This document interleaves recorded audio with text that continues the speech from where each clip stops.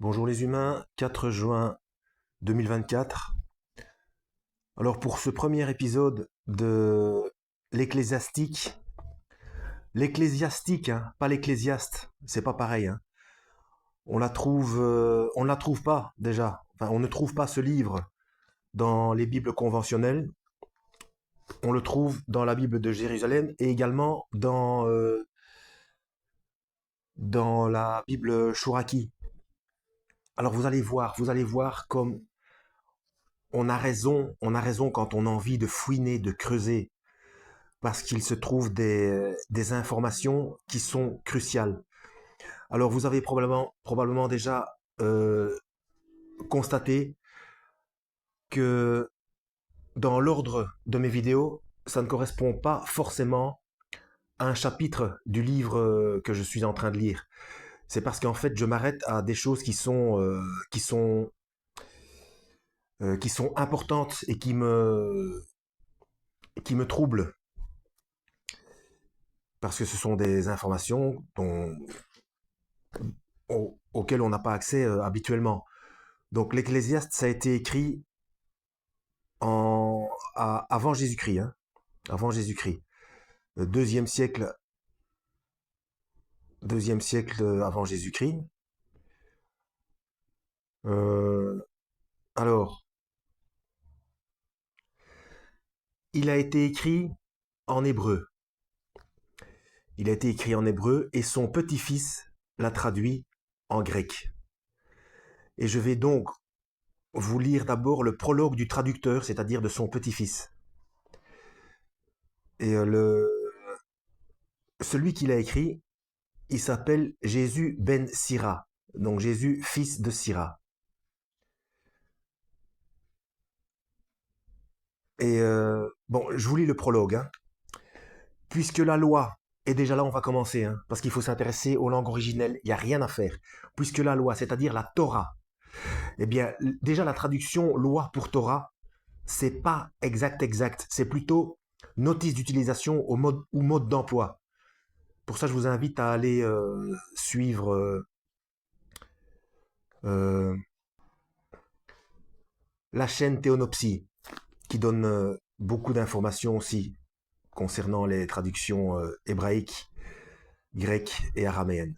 Bon, alors puisque la loi, les prophètes et les autres écrivains qui leur ont succédé nous ont transmis tant de grandes leçons grâce auxquelles on ne saurait trop féliciter Israël de sa science et de sa sagesse, comme en outre c'est un devoir non seulement d'acquérir la science par la lecture, mais encore, une fois instruit, de se mettre au service de ceux du dehors, on n'a pas le droit de se taire, par ses paroles et ses écrits, mon aïeul Jésus, donc on parle de Jésus ben Sira, après s'être appliqué avec persévérance à la lecture de la loi, des prophètes et des autres livres des ancêtres, et y avoir acquis une grande maîtrise, en est venu, lui aussi, à écrire quelque chose sur des sujets d'enseignement et de sagesse, afin que les hommes soucieux d'instruction, se soumettant aussi à ces disciplines, apprissent d'autant mieux à vivre selon la loi, ou selon le mode d'instruction venant de Dieu.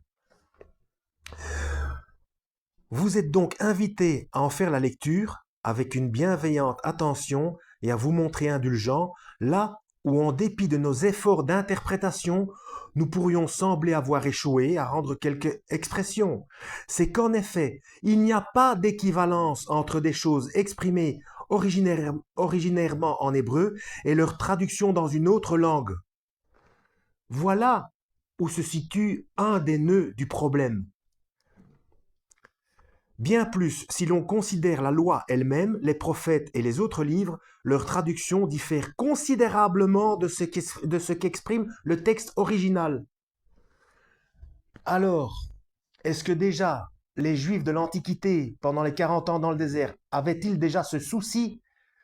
Parce que surtout c'était oral, hein, c'était transmis de manière orale. Je ne sais pas quand est-ce que ça a été mis par écrit.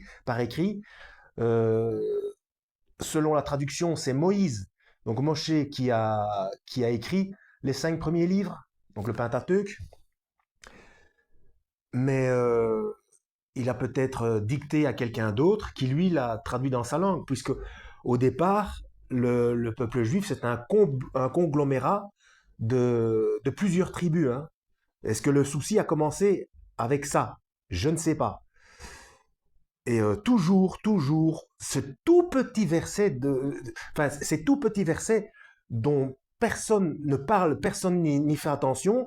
Amos, chapitre 5, versets 25 et 26. Dieu a fait le reproche. Et du coup, ça remet en cause le Lévitique, hein, du moins pour certaines choses. Et dont Yeshua, le Christ, a eu des problèmes en expliquant ce genre de choses avec les pharisiens. Bon, c'est en l'an 38 du feu roi Évergète, donc là je ne peux pas vous dire la date puisque c'est à partir de ce roi-là qu'il a compté les années, que, étant venu en Égypte et ayant séjourné, j'y découvris une vie conforme à une haute sagesse, et je me fis un devoir impérieux d'appliquer moi aussi mon zèle et mes efforts à traduire le présent livre. J'y ai consacré beaucoup de veille et de science pendant cette période, afin de mener à bien l'entreprise et de publier le livre à l'usage de ceux-ci, à l'usage de ceux-là qui, aussi, à l'étranger, désirent s'instruire, réformer leurs mœurs et vivre conformément à la loi. Donc, voilà le souci des traductions. D'ailleurs, il y a un adage qui dit traduire, c'est trahir. Mais on fait avec ce qu'on a, avec les. Donc même si le traducteur est honnête, euh, il peut y avoir des soucis. Donc il faut se référer aux langues originelles.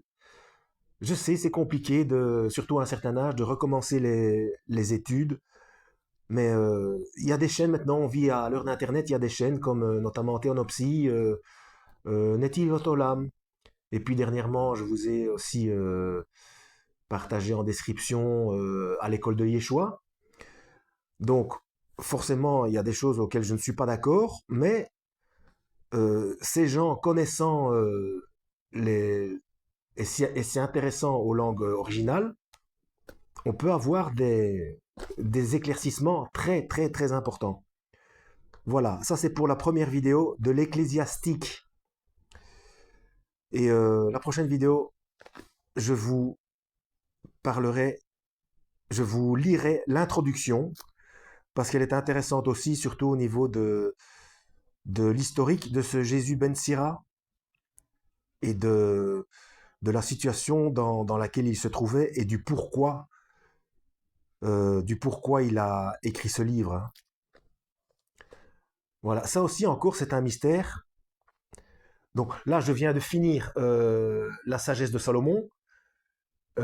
Encore une fois, pour moi, c'est un mystère pourquoi on n'a pas inclus ça dans le canon biblique des Bibles conventionnelles où on a laissé que 66 livres. 66.